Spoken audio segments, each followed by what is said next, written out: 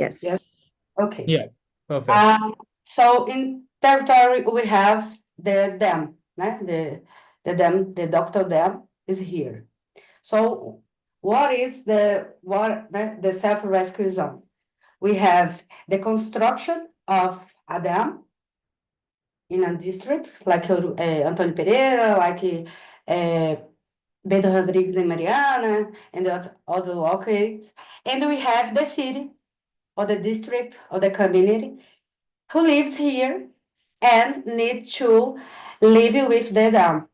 So what is so the self-rescue zone is the location here. You see my mouse? Can you see? No. Yes? Yes, we do. Okay.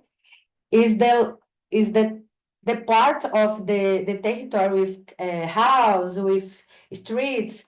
Here is wait a minute.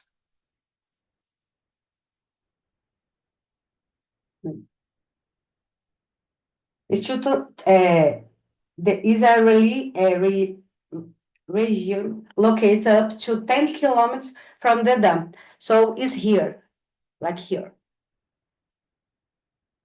So in case of breaks, the dam breaks, the dam stayed here. The people and animals and streets are he's living in this area. In an event at potential flood, these people die. Stay living here. So self-rescue zone is a zone by time mood if the doctor then the work to break, it kill everyone stayed here because no one can save. Because when I talk the first time, the people needs in case of collapse, people and animals in the self-rescue zone of Antônio Pereira would have 30 seconds to escape. So no one can escape in 30 seconds in a collapse event. So can I just make a compliment? Those self-rescue zones, they don't exist only in Antônio Pereira.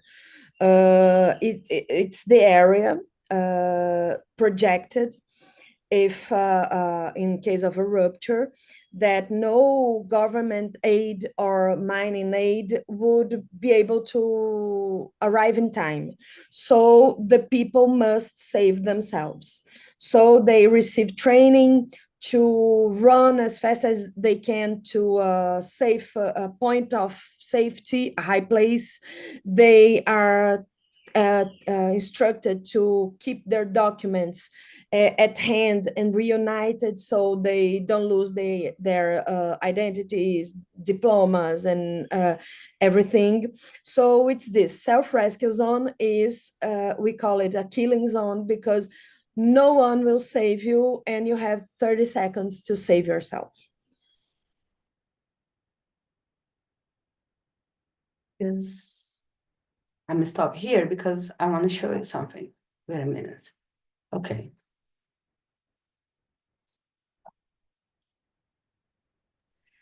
Anya, would you like to add to this? The self-rescue concept? I mean, I don't want to step on Hariane's toes, but I guess the only point that I wanted to make is that it is this kind of, this very interesting construction. And actually, Hariane is pulling up precisely Daniel Neri's explanation in the film of the self-rescue zone. I think what's interesting about it is also a device, because the dam in Antônio Pereira is being decommissioned and decharacterized. In principle, when the process is finished, it will be secured, like the tailings will have been covered in a way that makes the dam more stable and no longer capable of rupture. However, the creation of a self-rescue zone creates this permanent new reality where what was once municipal or privately owned land by local community members is now within the company control. It's a risk mitigation strategy that ultimately appropriates and privatizes land or shifts ownership of land. So it's now out of people's access. People are not able to access this because if they do, they're violating this kind of a border and exposing themselves to potential risk. So as Daniel Neri explains it, it's basically an enclosure by the company as well. And I think that's very significant because it privatizes land that was once within a different kind of domain. It changes legal structure of this land. So may I just intervene? The communities being yeah. displaced. Nira, excuse me. It's Isabel here. I think we should just let Hariane speak now No, because I'm asking a question. I want her to respond. Are But- these forest communities? Hariane, would you answer, please? I don't. ju- I think just Nira, just so you know, now it was now the time for Hariane to speak for 12 minutes to provide her comments, and she can of course address your question, but then we will have the Q&A for half an hour. So I think it would be fair now to leave Hariane's develop her own thoughts about the whole situation. Right? Okay. Isabel, we gave her 15 minutes and 12, she had yes. her say. That's why I asked. Hi again. So Yeah. the current mining model perpetuates the plundering of water in territory and keeps local population in a state of dependence of mining. It is an extractivist, industrial, and large-scale model that fuels and creates the power and profits of mining companies. Profit that directly impact governments to compensate for the environmental and social damage in community. Municipalities receive the resource in the form of royalty from mining companies operating in Brazilian territories. These resources are not typically invested transparently in the actual improvement of cities' quality of life. It is common to see mining activities, even when endangering society and the environment, legalized by public authorities and facilitated through the relationship of laws and environment license. As a result, a perverse economic and symbolic power dynamic is established between mining and municipalities, depending on the domination of capital in the management and planning of Brazilian cities. This unfair model, supported by capitalist negligence and profits about lives, is responsible for intensification, environment, and human destruction in Brazil. Here we discuss about tailings dams, the environment damage caused by predatory mining, the suffering of people forced to coexist with mining, and the deaths, mainly of workers, caused by the activities before the criminal disaster of Mariana and Brumadinho. 289 people were killed by tailing, and over 600,000 people continue to suffer for the negligence of mining companies and the constant loss of rights. Starting in 2015 and 2009, the world began to take note of two of the biggest disasters of the century: the collapse of the Fundão Dam in Mariana, the industrial disaster with the greatest environmental impact in Brazil history, and the large tailing dam disaster in the world, and the collapse of the Córrego do Feijão mine, dams in Brumadinho, the deadliest workplace accident in Brazil, and the second largest industrial disaster of the century. It is impossible to talk about mining without discussing two disaster crimes committed in Mariana and Brumadinho.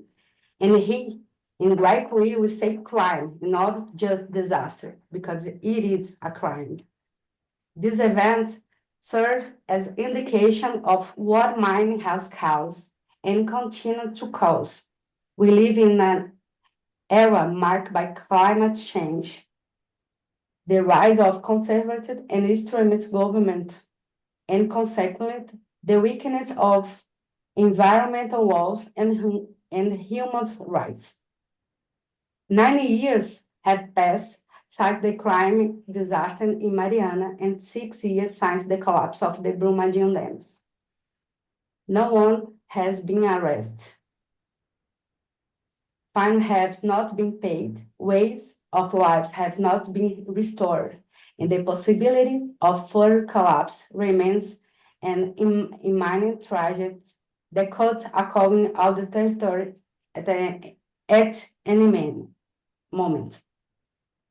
The impact of mining with outlet techniques and the reduced production costs of the expensive of population safe have been felt in Brazil since colonial times. There is nothing new. Is a country with over 20,000 dams, 928 of which are mining related. New collapse are real possibilities that could impact lives of the world. This is the case in Antônio Pereira, where in January 2020, the Emergency Action Plan for Mining Dams was activated due to instability and increased risk of collapse of Vale's Dam. The population of Antônio Pereira lives with the damage caused by dam terrorism and invisible mud, a concept that defines the uncertainty surround the potential collapse of a mining dam and highlights the harms this insecurity causes to the community and the environment.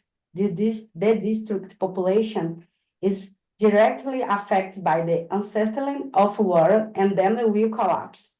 The depopulation of the area due to the forced removal of residents from the self-rescue zone. The damage caused by the decharacterization work of the Dam. The destruction of natural habitat, increased poverty, sexual exploitation of women and children, mining dust, illness, loss of freedom, water shoots, food insecurity, job loss, restrictions of economic activities, and the persecutions of community leaders by mining companies. These and many other rights are violated daily by multi-million-dollar companies that continue to profit from minor restrictions with infringing on basic human rights such as food, work, security, housing, and health. The pain we take now will determine the survival of thousands of people in Brazil. We need a new mining model on that prioritizes popular survival of mining. The fight against predatory mining is part of a broad strategy for a more just, equal, and sustainable world, where human beings are prioritized, labor is valued, and the environment is preserved. Discussing a new mining model means recognizing people as more than resources to be exploited and territory as more than place to extract other with.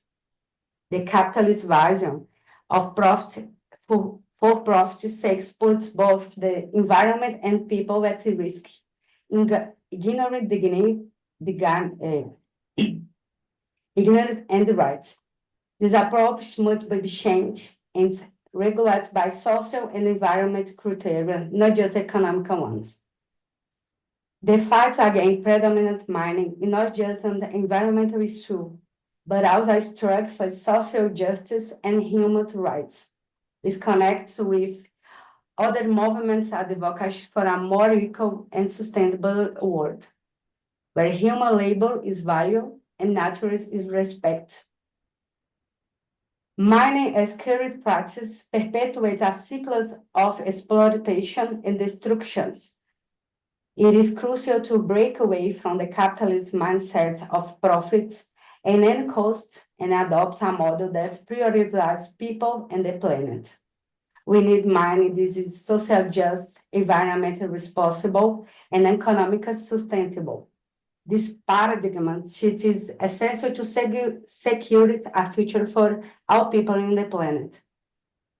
This is an immense challenge, a fight that infamously strikes against the population due to the power and wherever of mining companies. Currently, the residents of Antônio Pereira are at risk of losing the right to independent technical advisory. As a government was after much popular struggle, this right is end now on the next month.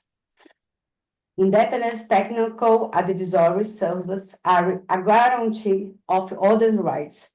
Through the work of the advisories, the population gains access to information about the reparation process, can articulate the damage suffered, and recognize human rights violations. This service helps communities organize, share information, and develop a collective awareness of the need to defend their rights. Given all this, we at Guaicuy Institute stand alongside the people affected by tailing dams and predatory mining. We must engage in more discussion at event, university, and with civil society about the damage caused by mining. Only by understanding the tailing dams and the current mining model put the entire world at risk can we apply pressure and change the laws. I would like to take this opportunity to thank you for the chance to have this discussion and at today's workshop. May our dialogue not end here. So I just show you for you Antônio Pereira, né? Thank you. Ela desde 2007, nesse Primeiramente. agora 6, 7 e pouco, tinha vida aqui nesse lugar. Tinha vida aqui. Que eu te falei, Marcelo. Nossa, mãe lotava de gente. Era alegria, o pessoal montando bandeirinha, a gente ajudando, lavava a rua depois. Os vizinhos, a gente convivia muito bem com a vizinhança aqui. Avian, I'm sorry. We'll have to stop for a moment and receive questions. Maybe you could respond to them. Komal, I'm in a meeting. Could respond to them in a way, right? I'm in a meeting. I'll just talk to you.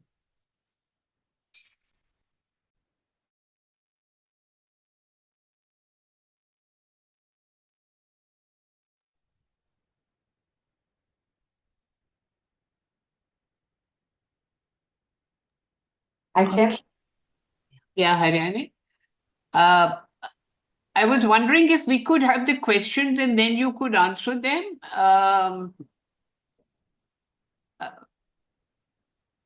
I don't know if my voice is... Yes, we can hear you, Nira. So thank you very much, Ariane, for your presentation as well. So as the time is passing by, we would start the Q&A. So time for the questions. So people in the chat can write the questions and also say if they are addressed to a specific speaker or not. And afterwards we can let the speaker answer them. Thank you very much. Thank you, Hariane. Thank you, panelists, all three of you. It's been very, very enlightening. Lee, do we have any questions already registered with us? All right. The presentations are open for questioning, and the participants will please ask specific questions of specific participants. Who's going to begin? I'd be happy to ask. Yes, thank you so much. Well, thank you so much, Ariane, Karina, Anya, for the super interesting session. This is really a very moving case, I must say it is very clear that we are speaking about the life of people who are totally disrupted and destroyed potentially by these extractive practices coming from here one corporation, Vale. And of course, this is not a single case on the face of the planet, as we know that we are in this push for rare earth material to power the energy transition. So this is of high concern. I wanted to raise one dimension which is really at the center of our democratizing work perspective, which is that we have been trying to highlight the deep connections between the need to democratize with the quest for decarbonizing or remediating the planet. That is, if we want to protect the environment, if we want to save the planet, actually, this is not going to go without democratizing work. And here we have a very clear case because in the name of this energy transition, supposedly we would need more and more extraction. But what we see is that almost immediately the extraction in these specific conditions, under these conditions of exploitation, actually generate the opposite result. It's not the environmental transition or the conservation of the planet that we are getting. It is very much the contrary, the destruction of these zones in terms of human conditions, human living conditions, biodiversity, etc. So my question was more this sharing this point, and I would love to ask you to elaborate a bit more around demands for democratization that you might have seen coming from the workers. And I can pinpoint here to what I heard about the safety assessments that clearly workers are making. And Karina was very clear about that. Workers, because they are on site every day, they see how things are moving and they can actually anticipate usually quite well about the risks, but they have no rights to share their views and not even speaking about having their views respected and having a veto about working under such conditions. So how about the demand for serious governing rights of these exploitation that could be maybe voiced at also the governmental level, which could come as an ally to these workers, and also from the community side. From the community side, it's very clear that the decisions of the Vale Corporation is actually literally governing the life of these people. It is a question of life and death. So it is, from a theoretical perspective, very clear that the people should be in a position to validate or veto these decisions, taking about their own life, their own future. And so how about the representation of the community which is not affected, which is literally governed by this entity, which is actually a political entity governing their life? Thank you very much. Anya, you had talked about this aspect. So would you like to respond? And then the other two panelists can respond. I can briefly say something perhaps about the workers, because we haven't yet had an opportunity to do our kind of focus groups or discussions with groups of workers, except for people who identified as care providers. But we haven't talked to mining workers, except for discussions that we've had and interviews we've carried out with union representatives who are mining workers but have risen to a role of a union rep. And what we heard from union kind of representatives, both in the mining, in the like those that represent mining workers proper, as well as outsourced workers who are working in the wider ecosystem that is mining. What we heard is that health and safety concerns are brought up by workers on a regular basis. Yes, they are afraid to speak up sometimes, or sometimes they're ignored, but it is not necessarily because of absence of law. Occupational health and safety law does create certain kinds of channels for workers to voice those concerns. But because of the power in the companies and the hold that these companies have on communities, workers are, yes, either afraid, or those structures are not working properly because of corruption and because companies essentially put workers on occupational health and safety communities who are their people. And so it's about enforcement of these occupational health and safety rules, much as it is about them not, the power dynamics. And the other related problem is that, I talked about legal fragmentation and the fact that different legal norms operate also in different sorts of sectors. And mining is no longer, like, even though Vale is the mining company, it outsourced.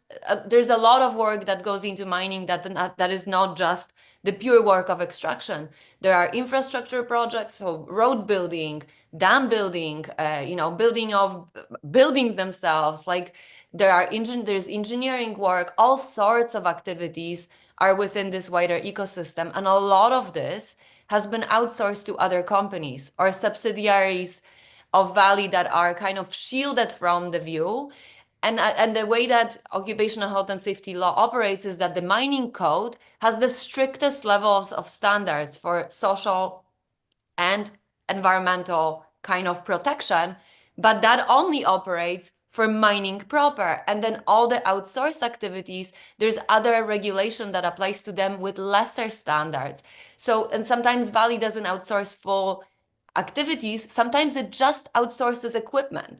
And then even lesser levels of scrutiny and legal regulation apply. So this creates for workers, even when they want to enact and unions, who want to maybe push certain kinds of environmental issues and social kind of and lapses of occupational health and safety on the agenda, it creates multiple obstacles for them.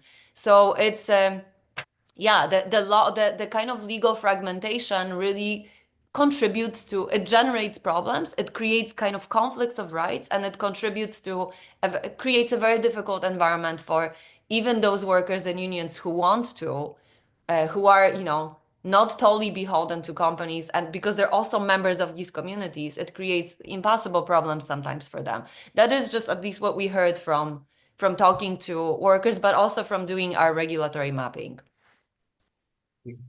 Karina, would you like to respond? Yes, I would like to complement. I live in Mariana, né? I live and I'm surrounded by the mining.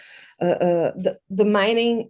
I wake up with the mining, even though I don't live nearby the mines, because from my bedroom I listen to the trucks carrying the dust and the rejects. And I also listen to the workers going to work because their buses passes nearby. And about the democracy, not only in the working process, but in all the mining processes. I'll only tell you, give an example. Samarco is expanding its operation again. It's called expansion to 2025 this year. They're going to expand the operation in about 60%. And the city held a public audience with the citizenship to discuss the issue.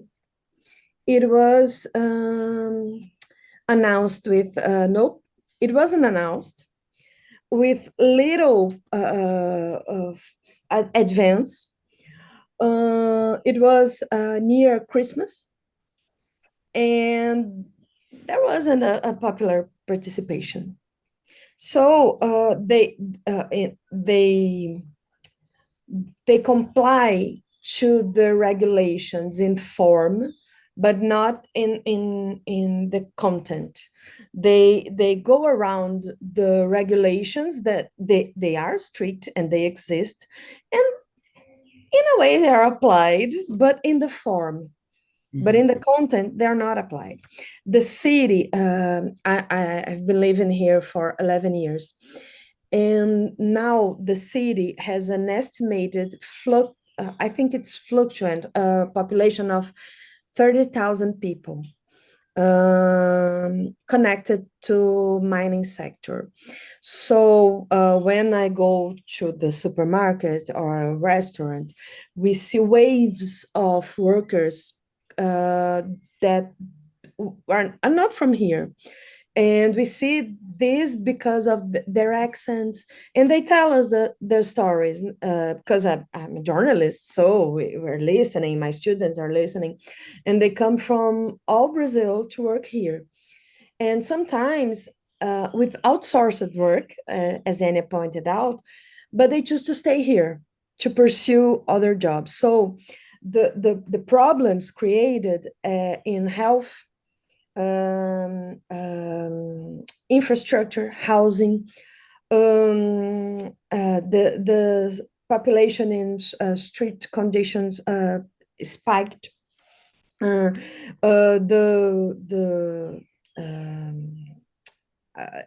all sectors of the city, the traffic in the city is terrible because the trucks and the buses are much more visible. But in spite of all this, the least seen actors in the mining process are the workers. Even Vale, as the rupture in Brumadinho, which was a labor crime because of the amount of workers who died, the workers are not recognized there as labor force. And in the journalist coverage about Mariana, about Barão de Cocais, about Brumadinho and Antônio Pereira, the mining workers are not seen and are not heard. They are invisible. This is a problem. Thank you. Can we move on to other questions?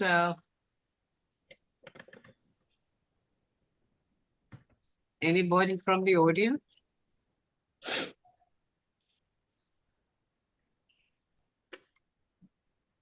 I'm sorry, is there a language issue? Can someone speak? No, I mean, I don't think there's a language issue in that way, and you're audible, so that's not a problem.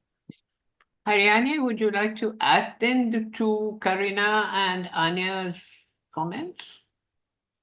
Oh dear, she's got a bad cold. I have it too, climate change, yeah.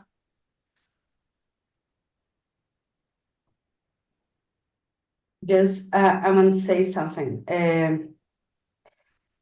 Right now, Vale does not recognize all the people in the district as affected people. It does not recognize the traditional people and communities and the people who continue to live in the territory and suffer from all the damage caused by the Dr. Dam. Today, the damage to the affected people have not been assessed, and there are no parameters for reparations. The mining company control everything, and Guaicuy Institute. Wait a minute. Okay. Yeah. Okay, I think we are reaching towards the end of our time. So yes, please, Anya. May I just, I mean, when Hariane comes back, I think she should finish her thought. But the thing that I wanted to just highlight, I know we are focusing here on Antônio Pereira and this story, and I think it's a very important story because it highlights just also the kind of how dangerous this wider discourse of criticality and critical minerals is, because mining companies are very sophisticated, and they have been manipulating this discourse around sustainable extraction being possible for quite a long time. Really, it's since the 90s that they've been talking about sustainability in mining, and now the criticality and the energy transition is fueling this idea further. And really, when we were at this conference in Sudbury, which was the OECD conference of mining and communities, the way in which the company presents itself, it's like the key environmental actor in this community. And it is true that in Sudbury, there has been an enormous shift and economic diversification, an enormous effort that has gone on into cleaning up this community. But it was not just companies. Companies were forced into this. It was really community actors, the university, the local regulators, that really, it was a huge community and wide kind of network effort. The companies somehow inserted themselves into this with resources and so on, and they're really using this story, and Vale is a key guilty party here. They're using this story to project this image of a very benevolent actor who is concerned with indigenous consultation and with environmental track record. And so the story, like Antônio Pereira, just illustrates how false a note that is, because it is really not true when you look at their track record in other countries, like in Brazil, which is where Vale is from. And this is like an extreme example of environmental racism at the local scale, because it's within the Ouro Preto municipality. Antônio Pereira is a specifically affected community. Bento Rodrigues was, of course, as well, very tragically so. But these are communities where there is a racial dimension, there is a class dimension. And then we see this also replicated at like a larger geopolitical scale, where in Canada, these companies act very differently now than they do in the so-called global south. But I think it's very important that these stories see light, because they really illustrate that this is just a spin. It's like it's a lie, and it's just very, yeah, like it's tragic that we and policymakers, unfortunately, and regulators and politicians are fully complicit in this, because in Canada, the local government, the provincial government, the federal government, they're all adopting critical mining strategies, and they're all pushing this agenda as well. Canada is a resource economy. Brazil is one as well. So I think it's very important that we really are careful in unpacking this discourse around criticality and green mining, because it's just a cover-up. And I sound like a conspirational theorist, but that's really not the case. This is very clear in this case. Okay, I'll wind up, then I'll ask Isabella to talk about the next workshop. You know, this was so evocative, so moving, and so reminiscent of whatever is happening in India. I just had 2 points to make. I mean, I could take off because we've been dealing with this issue for a long time. I'm not even talking about international division of the working class. I'm talking about the fragmentation of the working class within the global south. On the one hand, you have waged workers in fairly privileged positions with provident funds and fixed salaries who are working in government-owned companies or the companies of big industrialists. On the other hand, you have what can best be termed as primitive accumulation. I mean, this is dispossession of entire communities. It's Marxist primitive accumulation, where you're dispossessing an entire community of their access to natural resources and their access to community life. We did some work, my team and I, in Western India, where this very big river was being dammed for industrialists, and the water has been used. We asked the women there, they were relocated in the state of Gujarat, which incidentally is a prohibition state. Now, these are tribal women, and they would say, you know, we've been relocated in a place where we cannot drink, we cannot smoke, which they do in their forests. And then she said something very interesting. She said, we don't have the freedom to change our husbands. I found that I was so envious, I can't tell you. Because, caste women are supposed to pray that you marry the same man for the next 7 births. Tribal women work, so they expect their husbands to perform their duties the best they can, and they just throw them out. If that empowerment of women has been completely neutralized by relocating them, we cannot even understand the enormous dents that have been made in their culture. Their access to water, their access to the forest, their access to natural resources. The lives of entire communities have been destroyed. They've been banished to shanty towns. The second is something I wanted to pick up on, Karina's right to voice. The language of the public sphere we have to understand which might resonate with industrialists at least and the government is the language of Max Weber, legal entitlement to land. Now, at least in India, forest communities or many village communities do not have entitlement to land. They practice shifting agriculture and they don't have a notion of inheritance also. They're very democratic. They burn their earth the moment as their father dies. In between the state, and I'm using the state, the oligarch state, which is becoming increasingly common, and the person who is displaced, the community that has been displaced, step in activists who are familiar with the language of the public sphere, who are familiar with legal entitlement to property, all the papers that are needed to establish your ownership of property.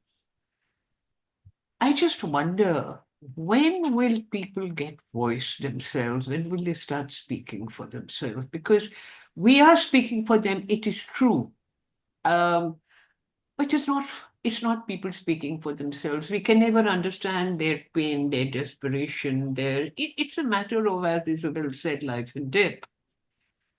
And very often we ask, since I've written on civil society, one would ask NGOs, guys, how long are you going to make them dependent upon you? And they would turn back and say, oh, you armchair intellectuals, you don't know what you're talking about. We don't know what we're talking about because the right to voice is so important. And thank you, Karina, for that presentation because it resonated a great deal. Thank you, Hariane. It was really, really very evocative. And Anya, you made us understand what the implications were. This has been a great evening. It's been very, very moving. I'm moved to tears by what is happening in the interest of private accumulation. I suppose this is all private profit, which is probably being sent abroad. Yeah. Isabel, would you like to tell us about the next workshop? And then we can... Sure. Thank you so much, everyone. Thank you, Nira, for the cheering, and thank you to our 3 fantastic panelists. It's been absolutely insightful, and we will think more about all this. So next time we meet, hopefully, it's coming very soon. It's on March 28th. It's a workshop on the workers in the Global South who are actually powering artificial intelligence. So that's another side of this whole transition that will very much speak to the Vale's case today, structurally speaking. So if you are available to join us, I think it is going to be extremely insightful too, and will feed our understanding of why we need to move forward with democratizing, decommodifying, and decarbonizing work and the planet. So thank you so much. And the information is in the chat. The link is in the chat that will lead you to the WageIndicator webpage. Thank you so much, Shantanu and the WageIndicator Foundation for the fantastic support.